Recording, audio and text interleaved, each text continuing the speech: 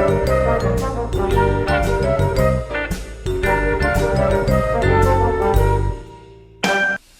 guys, Joe DeMarco from the Crazy New York Driver Show, Friday, February 19th, 2016. Welcome to another eBay video. This evening we're going to be talking about the GSP, the Global Shipping Program, the importance of uploading tracking information, a little bit about feedback, more talk about sales. I'm going to discuss some of your comments from last week's video. So let's get right into it now, and let's first of all do a rehash of last week's video. I read your comments, and I was surprised to see that there were several people that said they did really well during the Super Bowl. God bless you guys. You're to be commended. Like many of you guys, I had only one sale. I know some of you had none, which is exactly what I had expected. And you know, it's just part of the game. You have to deal with the ebbs and flows and the crimson tide, if I may use an analogy. But moving on, I've been reading your comments regarding sales.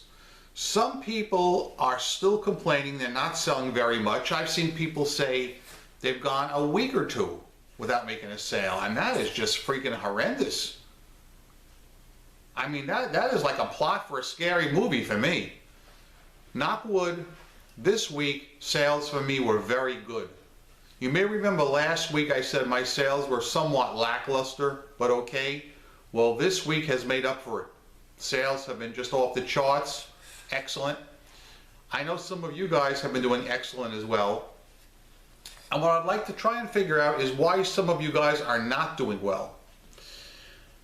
I've been reading some comments in the Facebook groups, and I know that there are some people that do not use the GSP, the Global Shipping Program. So I'd like to talk a little bit about that now, a little bit about the benefits of the program. So if some of you guys aren't using it, maybe you will start. And those of you guys who are using it, maybe you can discuss how it's helping you, if it's helping you, because it's been helping me. As I said, this week my sales were very good. I made 3 international orders this week. 2 were to Germany, 1 was to Canada. Now I use the Global Shipping Program exclusively, with the exception of Canada, because for me it would be kind of dumb to use the Global Shipping Program and send my item all the way to Kentucky, then bang, all the way back up to Canada. It would take longer and it would cost the buyer more. So it's easier for me to handle the Canadian shipments myself.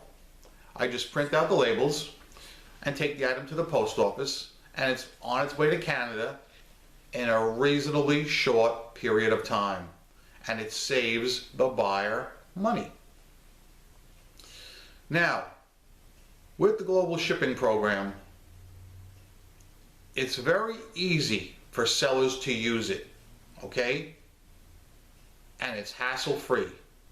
All you do is ship your item to Erlanger, Kentucky, and eBay takes over from there. They assume responsibility with their third-party contractor, and they ship it from there to the country of destination. Now, I should tell you that there are fees involved for the buyer, not for the seller. Guys, the Global Shipping Program is a business. Everybody charges for their services, so it's to be expected that the Global Shipping Program would charge a fee to the buyer as well. I cannot throw any numbers at you. I've had some people say they think it's fairly expensive, and that's not for me to judge, okay? The fees are shown clearly to the prospective buyer before he buys your item, so he knows exactly what he's getting into. There are some sellers that offer to sell or offer to ship directly to the buyer without going through the Global Shipping Program, and that's their privilege as well.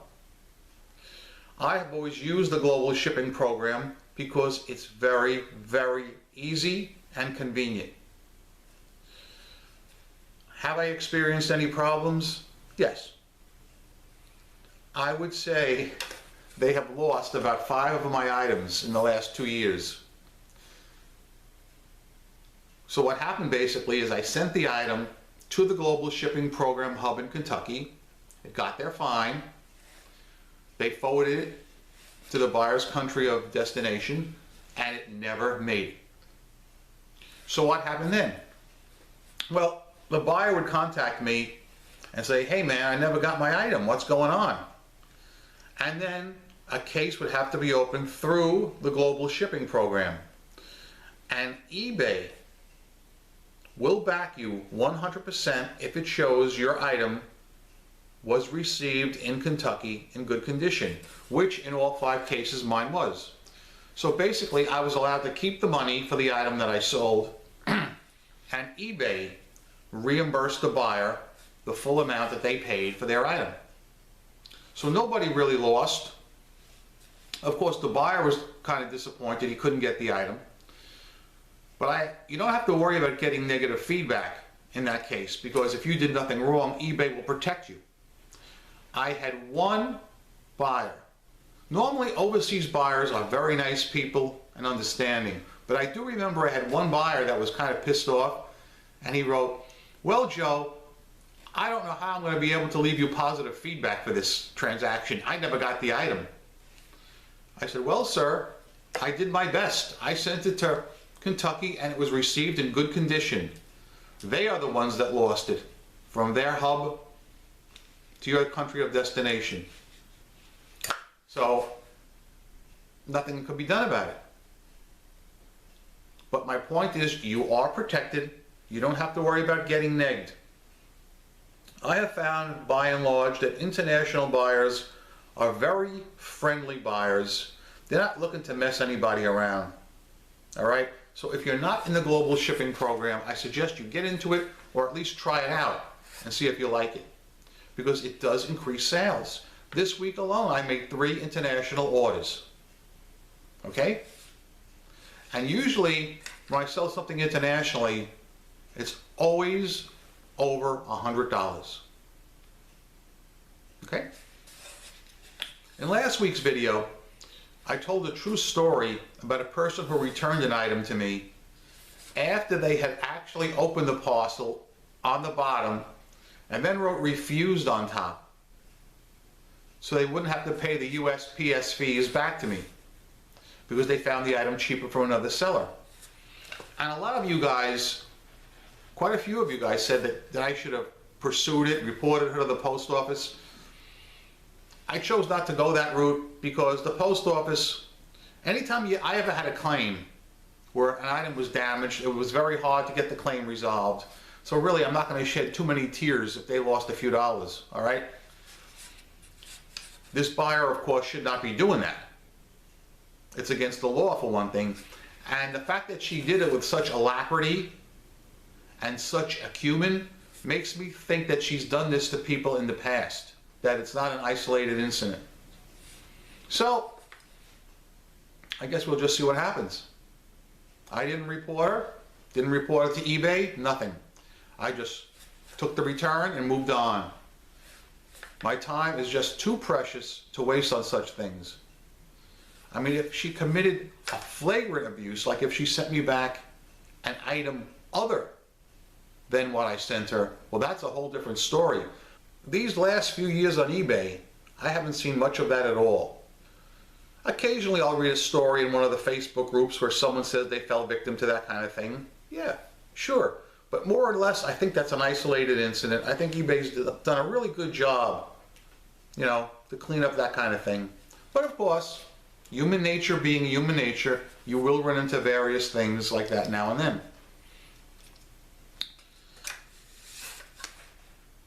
Speaking about the Facebook groups, I often read people saying that they've been on eBay since whatever year, 2005, and they've never had a return, or they've only had one return. That mystifies me. Absolutely mystifies me, because I get a lot of returns. Oddly enough, during the early days of eBay, I didn't. Because back then, I didn't accept returns. Back then, there weren't top-rated sellers, and there wasn't that nice hefty 20% top-rated seller discount that I enjoy right now. So there was really no reason to take returns if you didn't want to. So I didn't take them. And of course, I would sometimes get people that would say, hey man, I bought the wrong size. Hey, if I had their size, I would give them an exchange if they wanted to go that route. But back then I would say, hey, the listing clearly said all sales are final, and I would enforce it. Okay? That was 2001. Now it's 2016. Things are different. I am taking returns. I'm taking returns up to 30 days. I'm a top-rated seller and I enjoy the 20% discount. I don't have a problem with taking the returns. I mean, nobody likes a return, but it does get me that 20% discount. But as I've said in the last few videos, 2016 is the year of the eBay seller. eBay is courting us, its sellers.